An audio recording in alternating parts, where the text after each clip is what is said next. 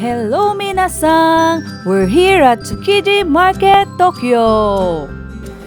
Ipapakita ko sa inyo ngayon ang paggawa ng senbei o ang tinatawag nilang rice cracker.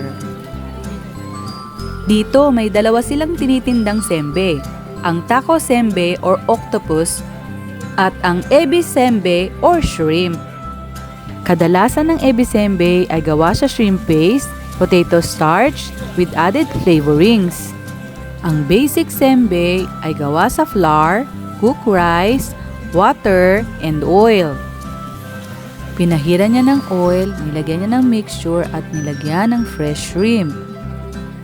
Ganyan din yung ginagawa nila sa octopus. Kaya lang, syempre, iba ang mixture at iba rin yung shape. Kakaiba yung style nila ng pagluluto. Dahil ngayon lang ako nakakita nito. Nakakatuwa silang pagmasdan pero mukhang mahirap gawin.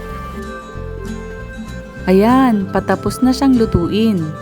Pero kailangan pa nilang i-retouch. Alam mo naman dito, masyado silang perfectionist. Mahigit 30 minutes din kaming pumila dito. Kaya nung nakuha na namin, para kaming nagwagi ng award. Ang saya-saya! Thanks for watching everyone. God bless. Arigatou gozaimasu.